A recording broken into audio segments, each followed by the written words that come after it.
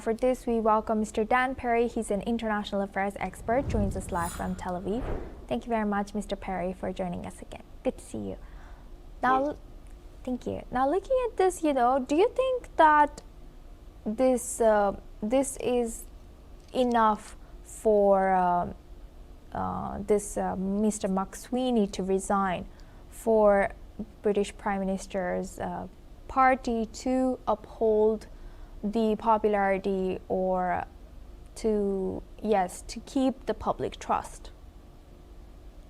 Well, the question is whether they can keep the public trust sufficiently for Starmer not to face a massive rebellion from his backbenchers and various MPs. Yes. And I'm not sure the answer is yes. McSweeney looks very much like a fall guy here. Yeah, he made the recommendation. Sure, I guess he was a crony of Mandelson. Interestingly, Starmer is falling victim to a version of cronyism, even though he wasn't particularly Mandelson's friend himself. So sure, he was led astray by his senior advisor. Will it be enough for the senior advisor to take the fall? I suspect in the public's eyes, not really.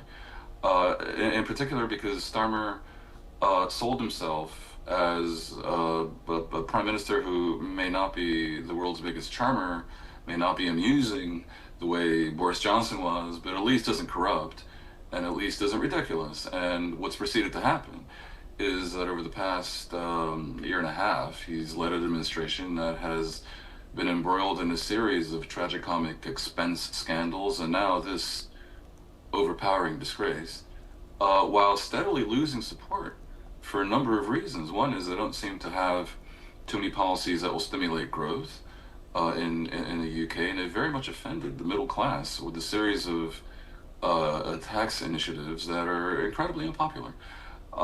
Meanwhile, Labour has failed to take much action to prevent the splintering of the centre-left part of British politics. So not only their classic opposition from the Liberal Democrats, but also now they face massive uprising represented in the party called the Greens. And there's also their far left under Jeremy Corbyn that threatens to split. So in Britain's first past the post system, such splits that create a series of middle parties and no big party are very much punished by the electorate, which will lead to a landslide for the right if they should unite, but more likely will lead to utter chaos, because the system is meant for two large parties, not for a whole bunch of medium parties. So there's a lot of unhappiness in Labour with Starmer. And I think, disgraceful though the Mandelson scandal is, and it is excruciatingly disgraceful, it is a force multiplier for the bigger problem for Starmer, which is that it's not looking like he's leading the country particularly well and leading Labour to anything but lame duck status towards the next election, which is figures off to be sure, but they're looking really bad. So I have to say, smart money would be on some maneuver to see Starmer pushed out, even by the summer, unless somehow he comes up with a plan. And I can see the contours of a plan, by the way, because there's the meta issue in British politics is what to do about Brexit.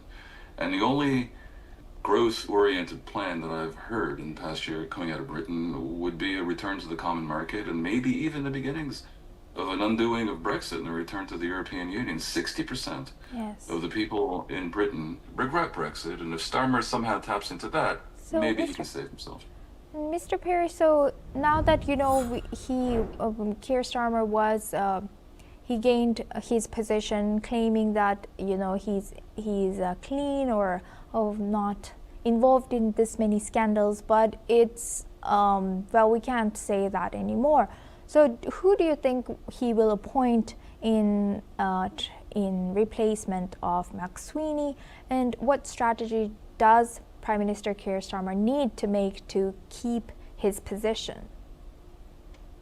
I'm sure he'll appoint someone who is seen as squeaky clean and who is also seen at the same time, and it seems like perhaps a contradiction, as someone who can sort of crack the whip more effectively within a Labour Party, because he's facing, it's possible, like not dissolution, but he's facing divisions everywhere and a possible rebellion in his caucus in Parliament. So I think it'll have to be someone who's both strong but also clean, conceivably, because he faces a potential challenge from Wes Streeting, one of his cabinet ministers. I suppose there could be some olive branch to that branch of the party, and appoint someone who's acceptable to both. Although, interestingly, Streeting is more of a crony of Mandelson than Starmer himself was. So, I mean, it's sort of a fiasco in the Labour Party. And if you ask me what he can do to keep his job, my own advice to him would be what I started to say before, which is to tap into the dissatisfaction with the results of Brexit, which have led to great economic stagnation in Britain and no growth, and if anything, greater immigration, just not from Europe, from the developing world, which is certainly not what the Brexit voters wanted. So I think some maneuver to tap the dissatisfaction about Brexit and turn the Labour Party into the let's fix the damage of Brexit party, if he does that, that would be courageous, because it's unpredictable where that would go, but it would change the discussion. And right now the discussion is that he's incompetent and his government is bafflingly somewhat corrupt and immoral.